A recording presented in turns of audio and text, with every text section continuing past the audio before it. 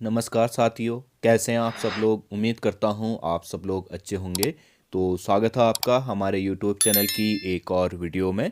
आज की वीडियो में हम बात करेंगे जनरल नॉलेज और जीएस की, जो कि हमारी आगामी सभी परीक्षाओं की दृष्टि से बहुत ही महत्वपूर्ण है। और बहुत ही महत्वपूर्ण है ये सवाल, जिससे आने वाली परीक्षाओं में यहाँ से कुछ ना कुछ आने की संभावना ज़रूर है। तो चलिए वीडियो को शुरू करते हैं। तो आज की वीडियो का जो पहला सवाल है वह है, पाटलिपुत्र को पटना नाम किसने दिया था। तो देखिए इसके ऑप्शन है शेरशाह सूरी, सिकंदर लोदी, अलाउद्दीन खिलजी और बलबन। तो सबसे पहले तो हम बात कर लेते हैं कि पाटलिपुत्र की स्थापना आखिरकार किसने की थी। तो इस चीज़ को आप लोग नोट कीजिएगा। तो उदयन जो थे, ठीक है, उदयन ने 5वीं शताब्दी में मगध की राजधानी के रूप में पाटलिपुत्र की स्थापना की थी, जिसे हम वर्तमान में पटना शहर के नाम से जानते हैं, जो कि बिहार की क्या है, राजधानी है। तो उदयन ने 5वीं शताब्दी में मगध की राजधानी के रूप में इसकी स्थापना की थी। बाद में जब हमारी सल्तनत कालीन आया तो इसमें शेरशाह सूरी ने इसको क्या कहा था, ठीक है, 1538 से 1545 तक शेरशाह सूरी का क्या रहा था, शासनकाल रहा था। 7वीं शताब्दी के मध्य इन्होंने पाटलिपुत्र को पटना नाम दिया। तो इसका सही आंसर क्या हो जाएगा, ए शेरशाह सूरी। अगला सवाल है, आम चुनाव में मतदान की आयु 21 वर्ष से घटाकर 18 वर्ष कर दी गई। तो देखिए, जब आज़ादी के समय संविधान लिखा गया तो उस समय जो चुनाव की या मतदान की आयु रखी गई थी वह न्यूनतम रखी गई थी 21 वर्ष, जिसे बाद में संशोधन करके 18 वर्ष कर दिया गया था। तो यह कौन सा संशोधन था, जिसके ऑप्शन है 73वां, 62वां, 61वां और 71वां संविधान संशोधन। अगर बात करें इसके सही आंसर की, तो सही आंसर है 61वां संविधान संशोधन।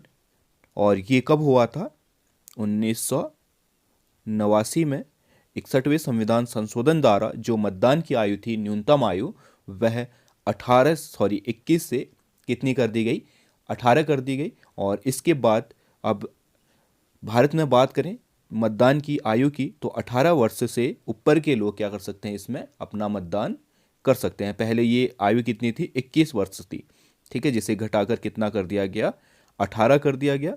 और यह किसके माध्यम से किया गया, 61वें संविधान संशोधन 1989 के तहत, ठीक है।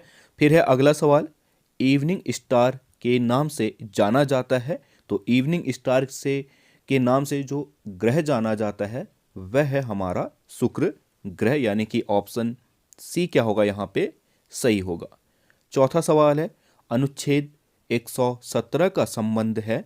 तो इसमें हमें अनुच्छेद दिया गया है, हमने बताना है कि इसका संबंध किससे है, जिसके ऑप्शन है धन विधेयक, वित्त विधेयक, अनुदान विधेयक और विनियोग विधेयक।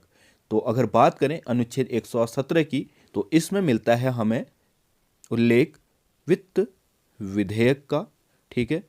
तो 117 का संबंध किससे हो गया, हमारा वित्त विधेयक से हो गया। ऑप्शन बी क्या होगा, इसका सही आंसर होगा, ठीक है। अब वित्त विधेयक क्या होता है, जो भी हमारी आगामी वर्ष है, ठीक है, आगामी वर्ष में किए जाने वाले विकास कार्यों के लिए जो एक खर्च का ब्यौरा दिया जाता है, उसी को क्या कहते हैं, हम वित्त विधेयक कहते हैं। जैसे कि हमारा शिक्षा पे कितना पैसा लगेगा, स्वास्थ्य पे कितना पैसा लगेगा, ऐसे ही जो एक विधेयक लाया जाता है उसी को क्या कहा जाता है, हमारा वित्त विधेयक कहा जाता है। जो कि हमारे आगामी वर्ष में जितना भी हमारे विकास में कार्य में जो भी बजट लगेगा वह क्या कहलाता है, हमारा वित्त विधेयक कहलाता है, ठीक है। तो इसका जो उल्लेख है वह मिलता है अनुच्छेद 117 में, ठीक है। फिर है अगला सवाल, निम्नलिखित कथनों पर विचार कीजिए एवं नीचे दिए गए कूट, ये कोट नहीं है, कूट से सही उत्तर चुनिए। तो पहला जो ऑप्शन है हमारे पास वह है मोहनजोदड़ो, हड़प्पा, रोपण एवं कालीबंगा सिंधु घाटी सभ्यता के प्रमुख स्थल हैं। सही है ये।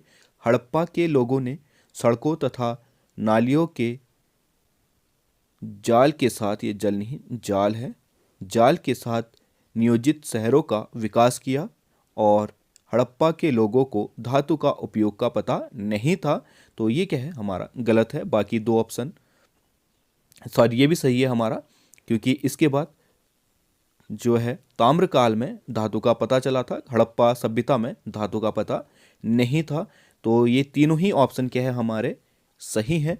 मोहनजोदड़ो, हड़प्पा, रोपण, ये सारी सभ्यता क्या है हमारे हड़प्पा सभ्यता के प्रमुख स्थल हैं। और हड़प्पा सभ्यता के लोगों ने बहुत ही जो शहरीकरण किया था, नियोजित तरीके से किया था। प्रॉपर इनका क्या थी, सड़कें थी और नालियाँ थी जो कि ढकी हुई थी, ठीक है। तो और ये सब चीज़ें क्या हैं, एक शहरों की तरफ इन्हें क्या किया था, विकास किया था। तो ये सही है, परंतु धातु का इन्हें पता नहीं था। धातु इसके बाद जो काल आया हमारा ताम्र काल, उसमें धातु का पता चला था। तो ये तीनों ही सही हैं। तो हमारा कौन सा सही हो जाएगा, कोट एक और एक, दो और तीन सही हैं। अगला सवाल है, दीवान ए अर्ज नामक सैन्य विभाग की स्थापना किसने की थी। तो दीवान ए अर्ज एक क्या था, सैन्य विभाग था। कई बार ये भी पूछ सकता है कि दीवान ए अर्ज क्या था। तो दीवान ए अर्ज क्या था हमारा, एक सैन्य विभाग था, ठीक है। और ये किसके काल में आया था, हमारा बलबन के ने इसकी स्थापना की थी, ठीक है। दीवाने अर्ज की स्थापना की बात करें तो यह की थी हमारा बलबन ने। और इसका मुख्य कार्य क्या था, सैनिकों की भर्ती करवाना और घोड़ों की भर्ती करना, या फिर सैनिकों और घोड़ों की को मेंटेन करके रखना, उनको ट्रेनिंग देना, ये सब क्या था, दीवाने अर्ज का काम था, ठीक है। और इसका जो अन्य नाम था वह था आरिज ए मुमालिक, और इसी के विभाग में ये क्या था, हमारा दीवाने अर्ज था, ठीक है। फिर है अगला, कैस्पियन सागर को कितने देश छूते हैं। तो कैस्पियन सागर जो है हमारा विश्व का सबसे बड़ा क्या है, अंतर्देशीय जल निकाय है, ठीक है। तो इसको कितने देश छूते हैं, सबसे ज़्यादा देश इसमें है पाँच देश छूते हैं। और इसका जो शॉर्ट ट्रिक है वह है हमारा रीतिका, ठीक है। इससे आप क्या कर सकते हैं, आसानी से कर सकते हैं, आर फॉर रूस, ठीक है, ईरान,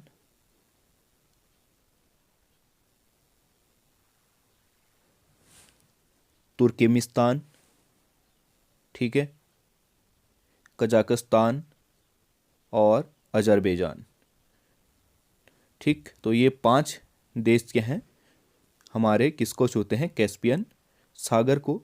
तो ये क्या हो जाएंगे हमारे, ऑप्शन बी क्या हो जाएगा, सही हो जाएगा। फिर है, घास के मैदानों को पटाना कहाँ कहा जाता है। तो घास के मैदानों को हर क्षेत्र में अलग अलग नामों से जाना जाता है। जैसे अगर उत्तराखंड की बात करें तो उत्तराखंड में इसको क्या कहा जाता है, बुग्याल कहा जाता है, जितने भी घास के मैदान हैं उच्च स्थानों पे।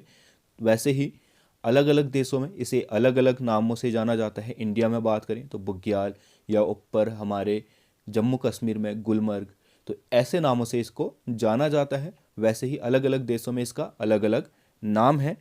तो ऐसे ही एक नाम है पटाना। तो ये कहाँ कहा जाता है, इसके ऑप्शन है हमारे पास श्रीलंका, अफ्रीका, ब्राज़ील और अमेरिका। तो बात करें पटाना की, तो पटाना कहा जाता है श्रीलंका में। और अन्य चीज़ों की बात करें तो इसके सिवा जिसको अन्य नाम है, महत्वपूर्ण नाम आप लोग नोट कीजिएगा, पंपास कहा जाता है। इसका नाम, अन्य नाम है पंपास, जो कहा जाता है अर्जेंटीना में, ठीक है। अर्जेंटीना में इसे क्या कहा जाता है, पंपास कहा जाता है। अमेरिका की बात करें तो अमेरिका में इसे कहा जाता है प्रेरी, ठीक है। अफ्रीका की बात करें, अफ्रीका में इसे कहा जाता है वेल्ड, ठीक है। और ऐसे ही बात करें अगर ब्राज़ील की, तो ब्राज़ील में कहा जाता है कैंपास, ठीक है, कहाँ कहा जाता है? ब्राज़ील में। ऐसे ही ऑस्ट्रेलिया में बात करें तो ऑस्ट्रेलिया में इसे कहा जाता है डाउन। एशिया में कहा जाता है स्टेपी।